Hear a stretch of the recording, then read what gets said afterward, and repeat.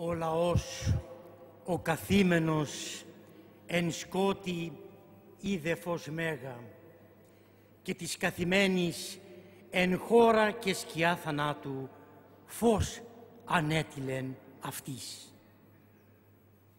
Αυτά τα λόγια που ακούσαμε στο σημερινό Ευαγγέλιο δεν είναι τυχαία που ακούγονται σήμερα, Κυριακή μετά τα φώτα, μετά τα επιφάνεια, μετά τα θεοφάνεια, μετά την βάπτιση του Χριστού, όπου έχουμε την φανέρωση της Αγίας Τριάδος. Διότι με την έλευση του Χριστού στον κόσμο και με την βάπτιση του Χριστού έχουμε πλέον την Ανατολή των Ανατολών, τον ήλιο της δικαιοσύνης, έχουμε το φως του Χριστού στον κόσμο. Έφυγε πλέον το σκοτάδι της αγνίας, της ημιμάθειας, του ψεύδους, των ειδόλων. Έφυγε η προσκύνηση στα είδωλα, στα ξώανα. Έφυγε πλέον ο ψεύτικος Θεός και έλαμψε και ήλθε το φως, η το φως του κόσμου ο Χριστός.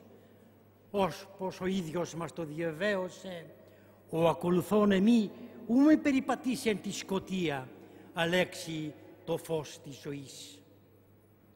Αλήθεια, έχουμε σκεφτεί τι θα ήταν ο κόσμος χωρίς την έλευση του Χριστού, τι θα ήταν ο κόσμος χωρίς αυτό το φως του Χριστού.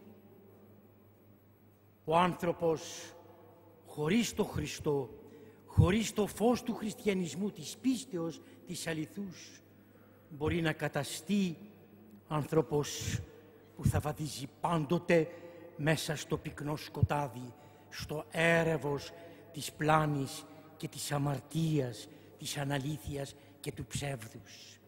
Και ο άνθρωπος ως χωρίς Χριστόν μπορεί να καταστεί ακόμα και κτηνάνθρωπος και υπάνθρωπος, αλλά ακόμα και υπεράνθρωπος, και μπορεί να έρθει και να θεοποιήσει την κοιλίαν, να θεοποιήσει την ύλη, να θεοποιήσει το χρήμα, να θεοποιήσει την δύναμη, την δόξα του ματαίου του κόσμου, αλλά ακόμη και αυτόν τούτον τον εαυτόν του. Ο άνθρωπος, ο χωρίς Χριστόν, βαδίζει πραγματικά στο σκότος της αγνίας. Αλλά ο άνθρωπος, ο οποίος εγνώρισε το φως, ο οποίος εγνώρισε την αποκάλυψη αυτή τον Χριστό, ο κατά Χριστόν άνθρωπος, είναι ο άνθρωπος εκείνος ο οποίος καταβγάζεται, λούζεται από το φως το αληθινό, αυτό το φως το ηλαρό, αυτό το φως το ανέσπερο, και έρχεται ο άνθρωπος, ο κατά Χριστόν άνθρωπος πλέον, και ζει την ζωή την φωτεινή. Και αυτός ο άνθρωπος μπορεί να καταλάβει τι σημαίνει λέντιον εκεί στο υπερόν, δηλαδή την έννοια της διακονίας. Μπορεί να καταλάβει τι σημαίνει καλός Σαμαρίτης, δηλαδή τη βοήθεια προς τον πλησίον, ως εκείνος ο Σαμαρίτης, ο επιχαίων έλεον και ίνων επί τας πληγάς. Μπορεί να καταλάβει ο κατά Χριστόν άνθρωπος τι σημαίνει αφέντες στα δίκτυα ακολούθησαν αυτό, τι σημαίνει δηλαδή η Ιεραποστολή, όχι προπαγάνδα, αλλά άνοιγμα του Ευαγγελίου στον κόσμο. Μπορεί να καταλάβει τι σημαίνει η καιωμένη καρδία, ως εκείνη η καρδία, η φλογισμένη που είχαν οι μαθητές στο χωριό Εμαούς όταν είδαν τον Αναστάντα. Μπορεί να καταλάβει τι σημαίνει παρουσία του Αναστάντος στη ζωή του, τι σημαίνει ανεκλάλητη, άρρητη, εσωτερική χαρά. Μπορεί ακόμη να καταλάβει ο κατά Χριστόν άνθρωπος, όσο αμαρτωλός κι αν είναι, μπορεί να καταλάβει την δυναμική της μετάνοιας όταν αναγνώσει και μελετήσει την παραβολή του ασώτου, και όταν ακούσει τον λόγον εκείνον, ο Υιός μου τούτος νεκρός είναι και ανέζησε και απολωλός και ευρέθη.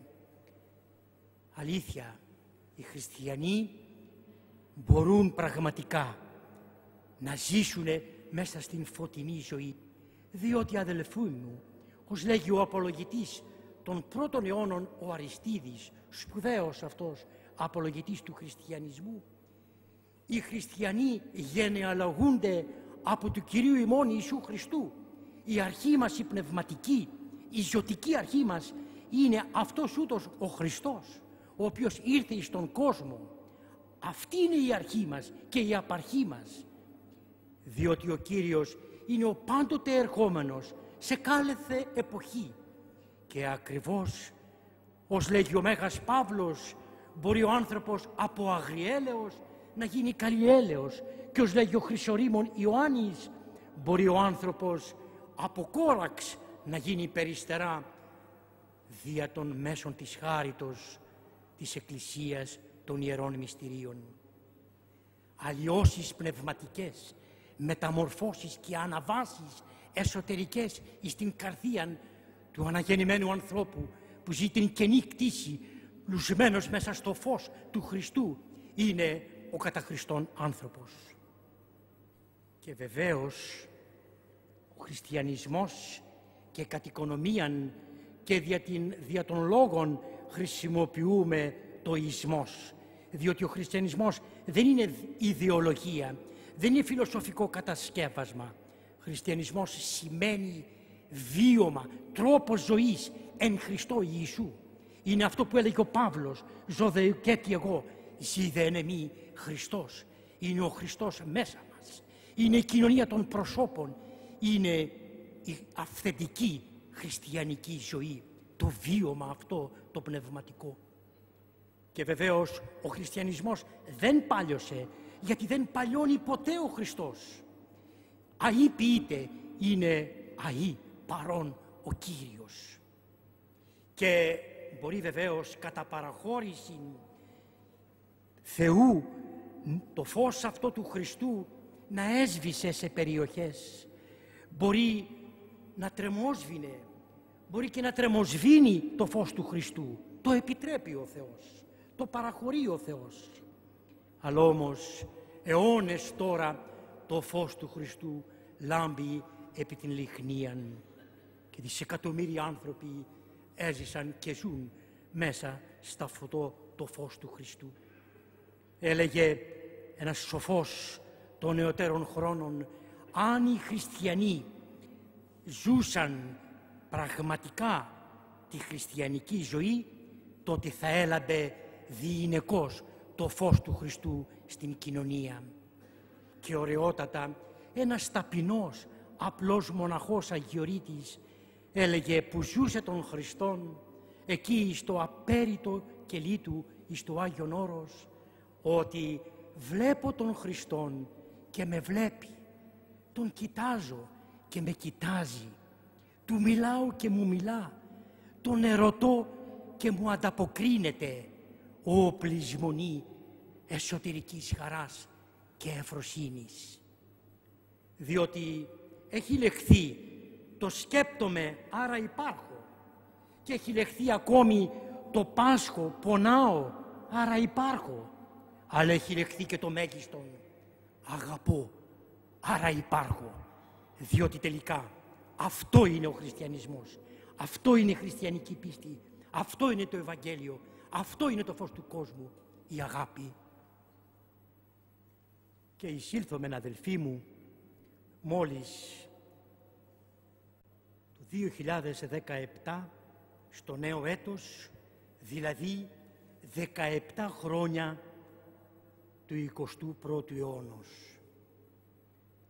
Και βεβαίως ο νους μας, επιτρέψτε μου σήμερα που είναι η αρχή της νέας χρονιάς και πάλι είμαστε στη δεύτερη αυτή δεκαετία του 21ου αιώνος, να στραφεί ο νους μας στη γυραιά Ήπειρο, στην Ευρώπη μας και να τεθεί το ερώτημα, άραγε αιώνες που έχει διδαχθεί τον χριστιανισμό η Ευρωπαϊκή Ήπειρος, σήμερα σε ποια κατάσταση βρίσκεται?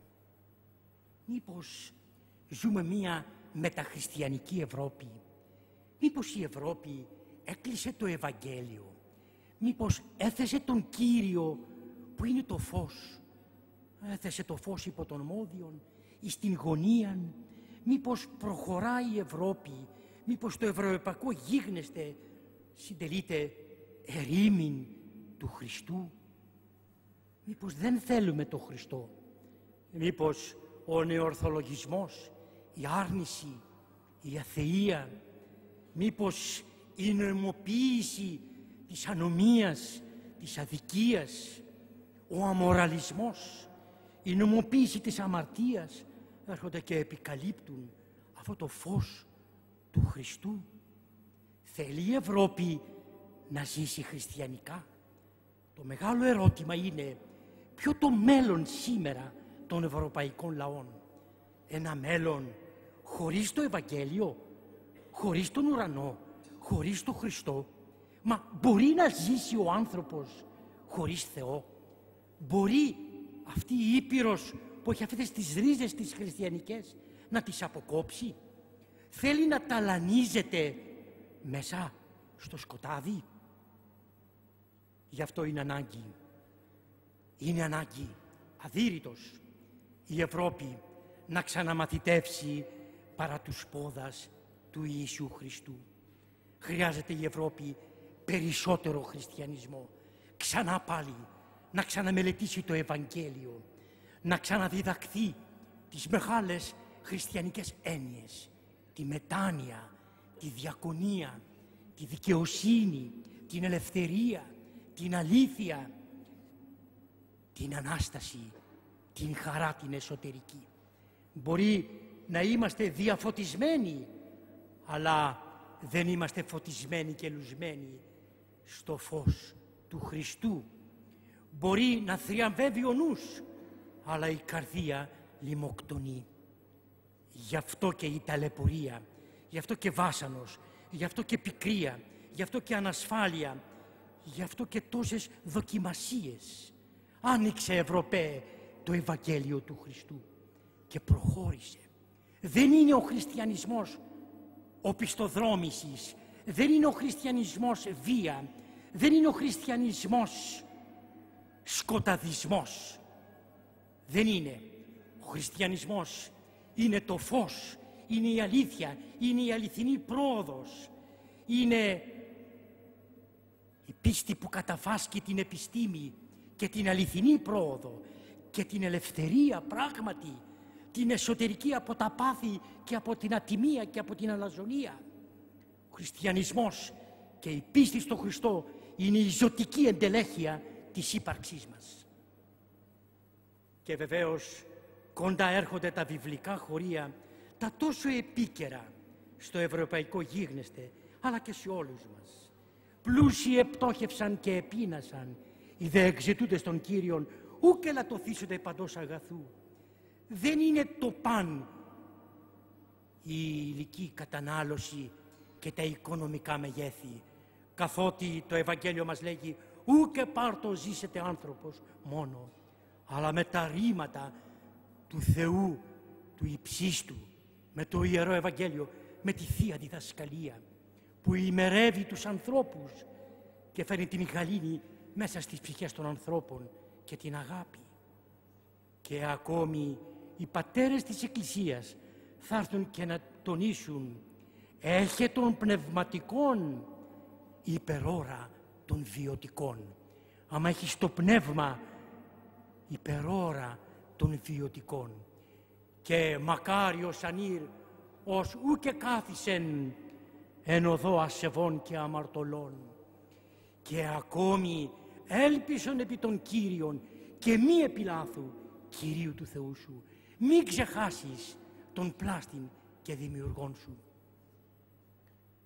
Σε αυτές τις ημέρες που ζούμε, στον 21ο αιώνα, το Ευαγγέλιο είναι και πάλι επίκαιρο. Ο χριστιανισμός είναι μπροστά μας. Και μακάρι να ανακαλύψει η Ευρώπη και την αυθεντική έκφραση του χριστιανισμού που ονομάζεται Ορθόδοξο ήθος, Ορθόδοξος χριστιανισμός, που ονομάζεται φιλοκαλία. Μεγάλο το μέγεθος, αλλά και το όραμα να προσφέρουμε την φιλοκαλία, αυτό το άλλο ήθος, το ορθόδοξο ήθος στους ευρωπαϊκούς λαούς. Μπορεί να το πραγματοποιήσει η μικρή Ελλάδα, η μικρή το μέγιστον. Και ο χρόνος μας, τούτος ο 21ος αιώνας, να προσφέρει το αυθεντικό και το αιώνιο.